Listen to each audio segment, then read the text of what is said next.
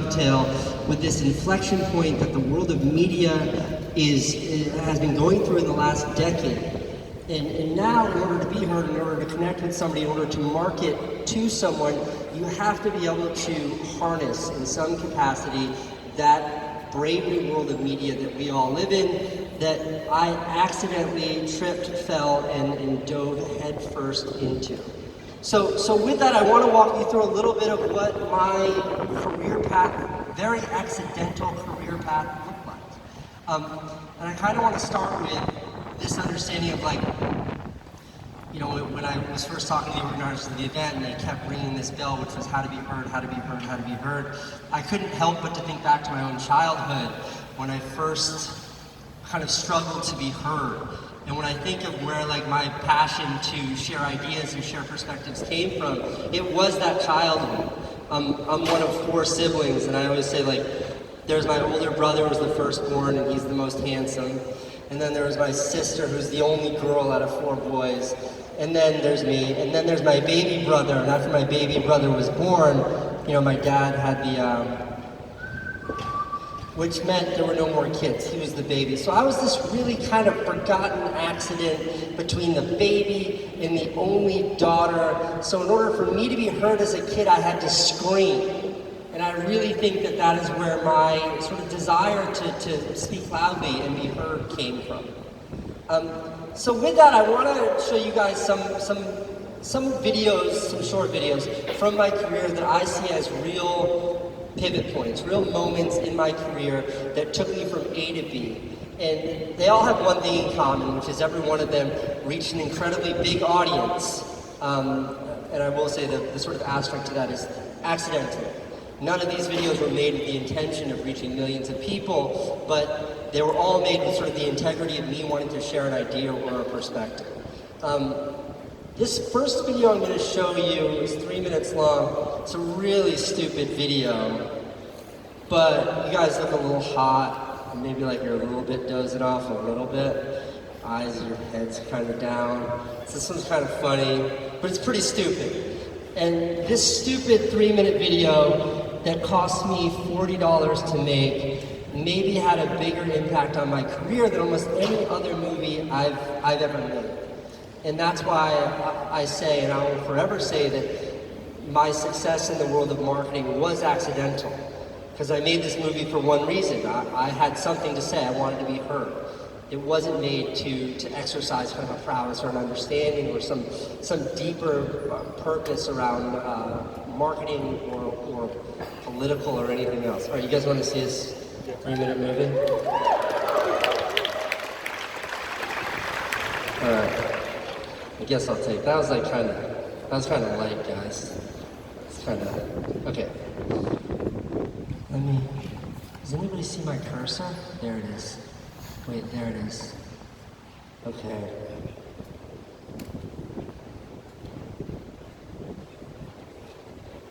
Hey, it's 3 minutes long. If you guys get super bored, just go to the bathroom or whatever, okay?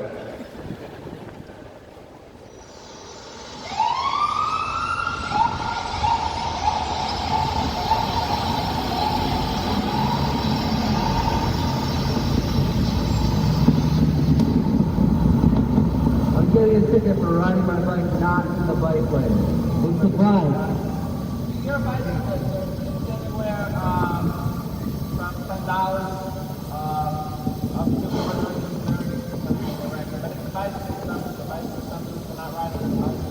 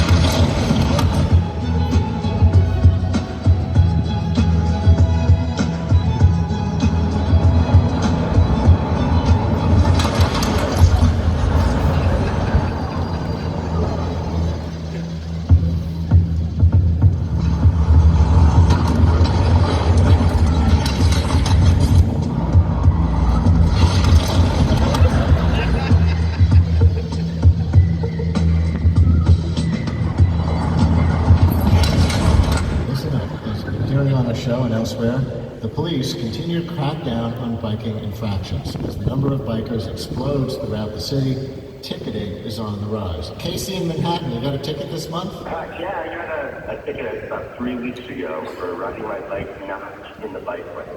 Not in the bike lane. Alex is holding up a sign that says, you could have just said it. Oh, okay. His sign says, not illegal. Yeah. I wish I'd known that before I paid the $50 ticket. Well, so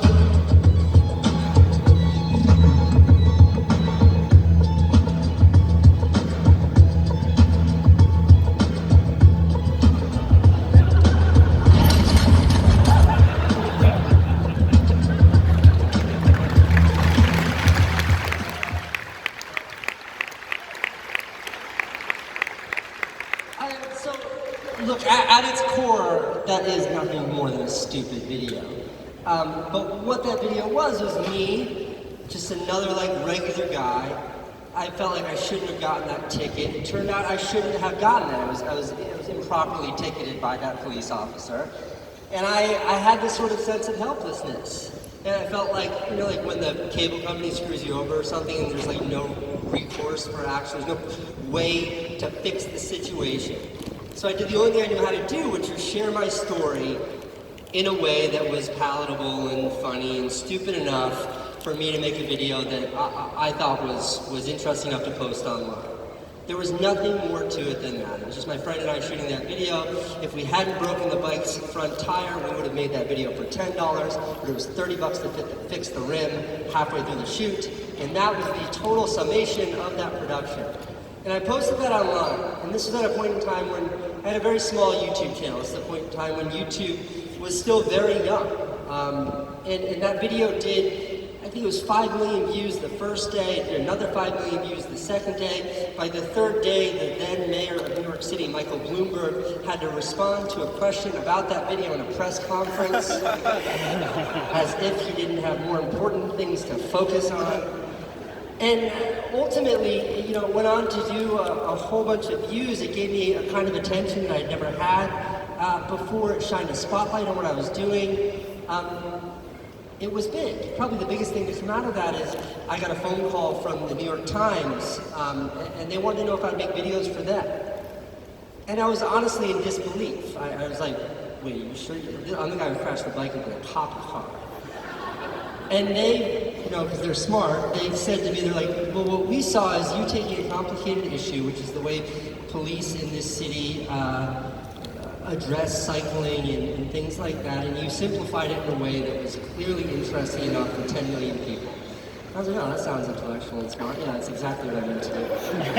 In any event, that was the beginning of a multi-year-long relationship that I had with the New York Times, which introduced my work to a whole new audience and lent my videos a kind of integrity that I had never had before. And again, at its core was just me with an honest desire to share a message, something that I actually cared about, and on the other end were all of these things. Again, accidental that I fell into that. So let me zoom all the way back and give kind of a very abbreviated biography of how I fell into this space. I'm a high school dropout. I dropped out of high school in the 10th grade. I lived in a town that's actually equidistant from Boston and from New York City. So half the kids in my high school wore Yankees hats and half the kids wore Red Sox hats. And small town, and I ran away from home when I was 15 years old, and I knocked up my first girlfriend when I was 15, had a baby when I was 16, was on welfare at age 17, living in a trailer park, getting free diapers and milk and money from the government to support my family. And I felt very, very small. And when I talk about being one of 4 kids and living in a household and feeling like my parents never heard me, I never felt smaller than when I was living in that trailer park. If you are a teenage dad who lives off the state and is fighting against homelessness, no one gives a shit what you think. And that only bolstered my ambition to be heard. And about a year later, I went and visited my big brother who had just moved to New York City, and he had gotten one of those, you guys remember, there's a slightly older audience here, remember the iMac that was like the funny shaped one, and it came in all those colors, it came out in 1999, like the original iMac? that was the first computer you could edit video on that was marketed towards consumers. And my big brother showed me how you could edit video, and I just remember it blowing my mind. And at the time, I was a dishwasher in a restaurant, so I made money, and I saved up. And I took my tax return, and then I took 2 credit cards, because my limit was like $200 on each credit card, and all of those things. And I spent every penny I had buying one of these machines. And I spent all day, every day, making videos about my then baby son. And I fell in love with this process. I fell in love with telling stories, with sharing perspectives and sharing experiences. Just as a small caveat, how you shared videos, how I shared videos in 1999 was to export from my computer to my camcorder, from my camcorder to VHS, get in my car, drive to people's houses, make them sit down, put it in their VCR, click play, and then stand there while they watch my videos. That was going viral in 1999. But I fell in love with it, so much so that, and I now as an old man, as someone who can look back at my career, realize how lucky I was, but it was at that moment that I found my passion. It was at that moment that I fell in love with something. I washed dishes because I had to, not because I wanted to. And all of a sudden I was investing every free moment I had in making these little videos. So when my baby mama dumped me, by the way, I looked it up, baby mama is in fact a PC term. If you got a more PC term, I'll take it, but for now, baby mama. When she dumped me, I freaked out, I didn't know what to do. So my lifelong dream of moving to New York City, I just put on the fast tracks, and I moved to New York City about 6 months later. I moved to New York City with no education, no job, no prospects. I didn't have any friends. I knew one person who lived in all 5 boroughs, one person. And I had a place to stay, a sublet for 3 months, and I had a 2-year-old. But I'd saved up $800, so I had that going for me. And I moved there on an Amtrak train with my iMac and a duffel bag. And the goal was to figure out how to become a filmmaker. And that was it. That was the vision. That was the goal. And, you know, ultimately I found a job being an assistant for an artist. I got paid $10 an hour, under the table, sweet. And what I would do is, after my shift was over, I worked in this, like, disgusting warehouse. We didn't have a bathroom. But after my shift was over, I would make videos about his artwork, about his sculptures, because I didn't have anything else to make videos about. And one day he busted me. He busted me and my brother, both worked for him. He busted us making videos. It was not what we were supposed to be doing. And he was like, show them to me. And we played them back, and he stood over our shoulder, and he watched the videos, and he looked at us, and he was like, okay, look. Moving ahead, I don't want you doing anything but making videos for me. And we're like, oh. Cool, bro. Done. A beautiful accident. And that's what I did. I made videos, and I made videos, and I made videos, and instead of getting $10 an hour, I eventually got $12 an hour. And one thing after another, it was pure hustle. The first paid gig I ever really had for making videos was one of that artist collectors, a rich guy who bought his paintings, said, hey, I need to make a video for my boyfriend for his 50th birthday. Can I use those brothers that make your videos? And he was like, sure. And it was the first time I'd ever in my life been paid to make a video. He hired us to make a video. It was a birthday video. Very exciting. At that birthday, we played the video on the big screen, and like some people came up to us and said, hey, I really like that video. And all of a sudden, we started to like chase down these paths. People were interested. I'm just going to cut myself off here on a quick tangent. This is my biography, but if you see the parallels between this story and how marketing today works, I just encourage you to hear this bio through that lens, because that's the lens with which I'm telling it. But it led me from one place to another as the audience grew, from just being this artist, to just being this art collector, to just being these people at the 50th birthday party. All the while, I would spend every free minute of my life making these little videos.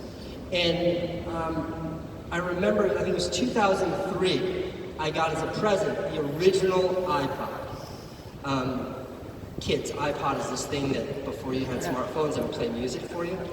But it was the iPod, if you guys remember, that had a manual, a physical dial. Remember, it would actually... Remember that fucking thing? It was $400. It was like the most expensive gift I had ever been given. And after I had that for a year and a half, the battery died. And I was really bummed out, so I tried to replace it, I couldn't figure it out. I called Apple and they said, look, our policy is to recommend you buy a new battery, we don't replace it. And I was so pissed off, I called them back and I tape recorded the phone call, I put them on speaker. And I was like, so let me just understand this, you don't replace batteries? And they're like, no sir, we recommend you buy a new iPod. And I was like, okay, thanks. And then I took that audio and I played that audio under a video of myself going around New York City, and you remember those advertisements of like the girl dancing in silhouette with a colorful backdrop with headphones? Remember those things? They were all over every city in America. I went up to every one of those billboards, and much like cigarette advertisements have a warning on the bottom saying this will give you cancer, I put the warning on the bottom of every single iPod poster that said, iPod's unreplaceable battery lasts only 18 months. And I made a little video of that and I posted it online, and it went gangbusters. And this is 2.5 years before YouTube was even launched. It was on a splash page. It was on a very simple website that I had a friend build. It went huge. The Washington Post wrote an article about it, and the term viral video was coined about this movie. It did millions and millions of views. We were on Fox News and BBC and Al Jazeera and NBC and CNN. It was the David versus Goliath story. Steve Jobs got all pissed at me personally, which is one of the biggest honors of my entire life. And you know, ultimately it brought all this attention to my brother and I and what we were doing and making videos. And again, like, that is marketing. That was me marketing a perspective or an idea. Again, it happened to come from frustration because up until about my mid-30s, I was pretty angry. Kind of gotten over that now. In any event, it did wonderful things that we could have never imagined. It was this accident we could have never foreseen. And that was sort of the name of the game for my first decade in New York City. It was that kind of hustling. It's hustling, chasing down each and every avenue, so long as it presented me with an opportunity to make more videos. Ultimately, I met a guy who wanted to do a bigger project with my brother and I. He'd seen some of our small videos, and he said, let me produce a feature film.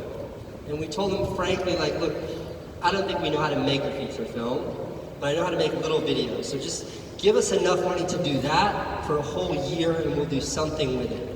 And this guy believed in us enough to say, okay. And that's exactly what we did. We met with him every 6 weeks, and we showed him our progress. We made all these movies. Eventually, he brought in a very famous producer. Her name's Christine Vachon, and she saw it, and she was like, you know what this is? This is a TV show. So we started to form and patty all these little videos together into like a 25-minute structure until it started to feel like a TV show. And at the end of that year, we went and shopped that around. And a lot of places, a lot of outlets saw it, and they had no idea what they were looking at, and they shook their head, and they let us out of the room. I remember one outlet said, you know what, maybe we can put that on our website. This is 2008, and that was about as insulting as you could get, putting it on a website. And then one TV outlet said, we love this, and it was HBO. And they ended up buying the show from us for $2 million. And it was the hugest break we could ever imagine. This was a show that my brother Van and I wrote, produced, edited, we starred in, we shot it on our stupid $200 camcorders. We edited it on those same iMacs using iMovie 1.0. It was a purely homemade product that we had made. And because of that, HBO stepped in, they bought it, and they put it on the air. Again, it was just us doing what we knew we loved doing, sharing ideas that we understood well, and that's how far it took us. The show came out, it was bombed, so it goes. It was very well reviewed, but nobody saw it. They played it at midnight on Friday nights. And how I think of that now is I imagine my YouTube audience. My YouTube channel does almost 2 million views a day, every single day, 7 days a week, 365 days a year.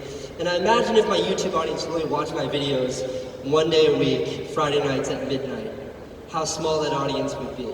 And it was that frustration that really disenfranchised me with television and feature films, and I just wanted to do the one thing I knew how to do, which was make these little videos. And YouTube seemed like the best conduit to put them out there. And one of the first videos I made was that bike lanes video. And all of a sudden it shined this spotlight on my YouTube channel. Now, in those 10 years, I had been lucky enough to get opportunities to direct television commercials. And this is the most traditional means of a creative director, movie director, video director, working in the advertising space. You get a concept, you turn that concept into your treatment, they accept the treatment, you deliver storyboards, you show up on set, you direct the video to exactly the specifications that you promised in your storyboard. There's not a lot of margins there to express your creativity, and because of that, I didn't really thrive. So all at the same time, just 2010, after the HBO show, I started to get a lot more advertising interest, and I had this idea. I said, what if instead of me stepping in to direct these TV commercials, that the brands are approaching me purely because they like the videos that I make? What if I just make these kinds of videos for these brands? And I remember the executive producer at the production company that represented me, she said in her very condescending but eloquent, with her New Zealand accent, she said, "Oh darling, it doesn't work like that." And I stopped working with them right then and there. I sort of ended the relationship and I decided to go off on my own. And I started to put out there, this is what I wanted to do.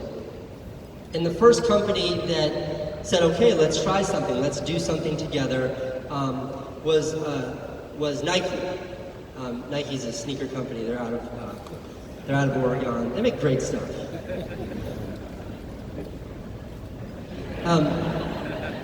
And they came to me, and Nike said, hey, look, we love your videos. We're about to launch this new product, and would you make some videos around the launch of this product? And I said, sure. And now, given my YouTube channel was tiny then, they weren't reaching out to me because of my reach, which is how influencer marketing works today. They only wanted to work with me because of the creative. And that process between them coming to me and me making the videos was a tumultuous one, because I had no idea how budgeting works or any of the formalities within that process worked. But I gave them a couple of concepts. They said, okay, fine. I said I needed this budget. They kind of said, okay, fine. And then I went off, and I made the first 2 videos for them, and they were happy with those videos. They used them, they put them online, they promoted them where they could, they were somewhat effective. I'm very proud of those videos. But they weren't the iPod video. They certainly weren't the bike lanes video. They didn't have the world talking about them. And the deal was for 3 videos, and those were the first 2. And when it came time to make the third, you know, I'm like 100 conference calls into this process, and I'm feeling pretty depleted. And I came up with this idea that was mostly nonsense, but it seemed like a good idea, to me, only. And Nike, unfortunately, regrettably, promisingly, gave me the entire budget ahead of time. Don't ever do that. Don't ever do that. And I called my editor, who was my good friend Max, and I said, Max, I have this idea. Here's what I want to do. They gave us the budget.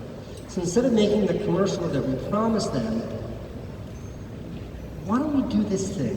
And here's my idea.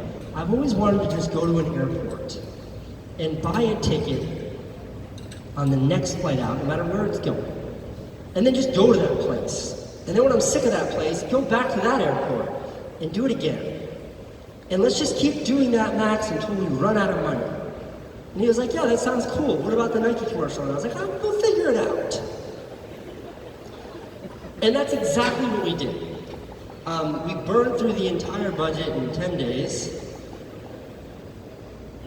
We only flew coach. I think if we flew business class, we would have probably made it to DC or something. But we blew through the whole budget in 10 days. And we shot a bunch of stuff, but we weren't sure what we shot. And we came back and we had about 45 hours worth of video footage. We were supposed to deliver like a 3-minute video. And it was a lot like showing up in the Sahara looking for a diamond. We were sifting and sifting, trying to find. We had no idea what we were doing. And I remember we missed our first deadline at the launch of the product that Nike was launching.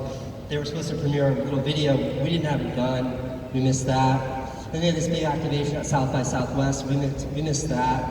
And then I remember the Nike executive, amazing guy, his name's Alex Lopez. I called him Alo. Alo showed up at my office to check on our progress. Doesn't sound like a big deal until you realize his office is 3,000 miles away from my office. And I just remember Alo kind of standing over our shoulders with his arms crossed. looking at the monitors, we're like showing him footage like this, and he just had that look that my dad had for my entire childhood. He wasn't mad at us. He was just really disappointed in us. And ultimately, he just kind of gave us whatever space we needed, and he was like, okay, we'll just chalk this one up to we tried something and it didn't work out. Ultimately, we made a video, and we found that video that we were trying to make. And the video was exciting, and it was fun. It was exactly what we set out to do. And I remember sharing it with Alex, and he said two things to me. First, he said, I don't know what this is, but I like it. And then the second thing he said to me is, there's no Nike in this entire video. I apologize for the second thing, and I wanted to focus on the first thing where he said he liked it. And we put it online, and it went absolutely gangbusters. And I think it was 4 years or something before it was dethroned as the most watched video Nike had ever released. It was huge. We were on the news to talk about this video. It really, really dominated the internet and then on television. It was everywhere. And when I think back to the success of that video, I think it was only via that process, again, accidental process of us falling into this and sharing a story that we really wanted to share, that we were able to find our voice that yielded such a successful video. Do you guys want to see it? Yeah. Because I really built it up, right? Okay, but if it sucks, just don't say anything. Just like nod your head or whatever. All right, and in the back, play this one really loud if you can, because this one has really good audio. Okay. Okay, ready? It's 4 minutes long.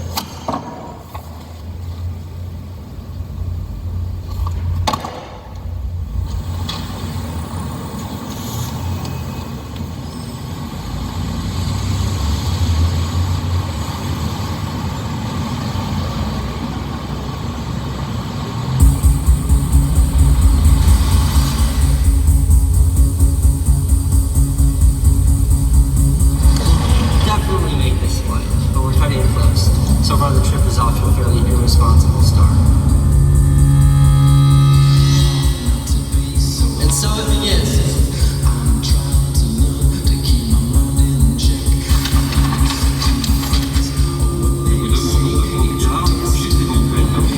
We got to Paris, 17 degrees outside the airport.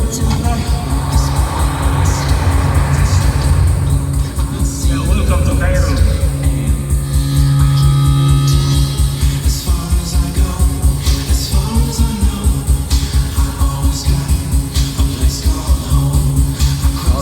Successful. We visited Tahrir Square.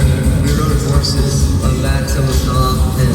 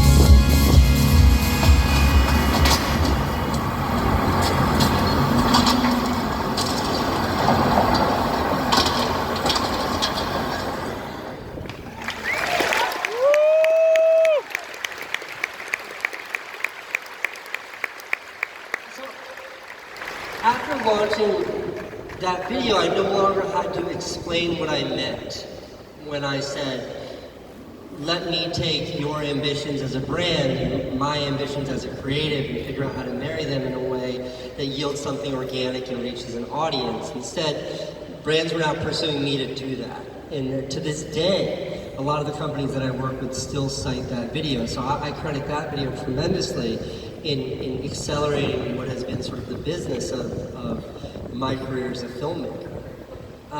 So I started this whole talk off by bringing up this idea that the media landscape has changed in such a tremendous way.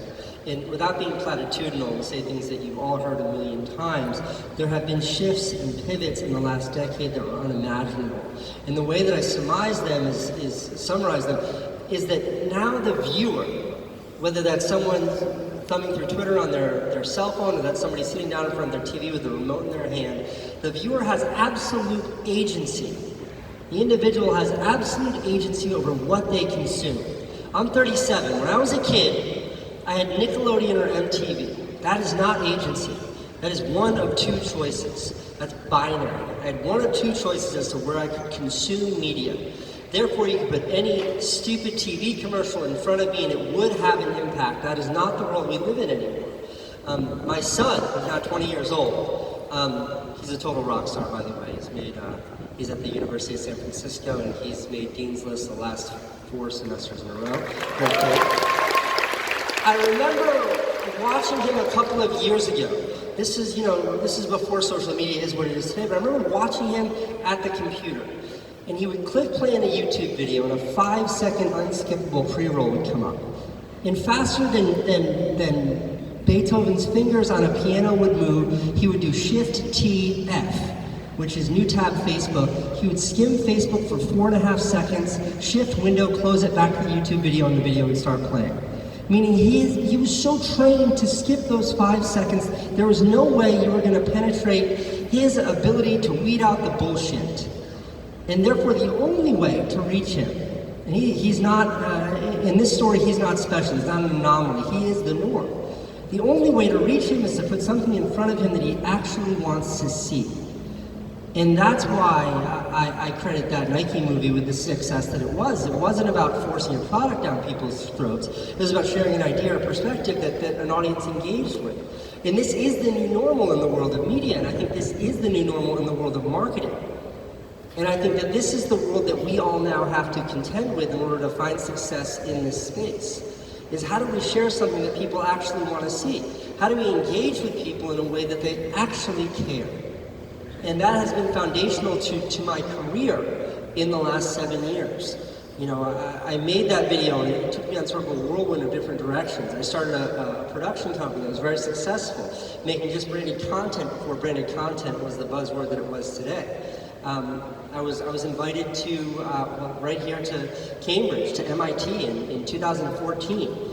And for the first time since leaving high school in the 10th grade, I went back to school.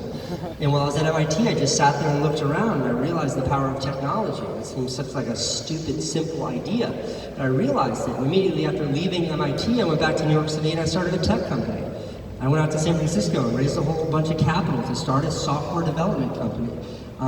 I built and sold a software development company without ever writing a single line of code. The company was successful in that we had a lucrative exit and all of our investors made money. And the product never really succeeded. The company succeeded even though the product didn't. And I credit that to really good marketing. I was able to develop a message that resided with people, that affected people in such a way that they wanted to be a part of it, even if the product wasn't really ready for prime time. And through that experience, I learned a lot, but what I learned mostly is that I'm probably better at the marketing aspect than I am at the software development aspect. And since launching my tech company, selling my tech company, I've doubled down on what it is that I know the best, which is this idea of communicating ideas and perspectives with big audiences. And sometimes it has to do with me being upset because my iPod battery is dead, and sometimes it has to do with, you know, selling what was Nike's failed fuel band or whatever Fitbit thing that, why did they cancel that? It was a really cool product. I made a video about it. Why couldn't they just see that through? So it's taken me on paths I could have never imagined. It's taken me in roads that I couldn't have foreseen. And at its core, it is one very simple idea, which is delivering people something that they actually care about. So I want to end this video, I want to end this talk with one last video. And this video is really important to me because after making that Nike video, there's been really not a lot made like that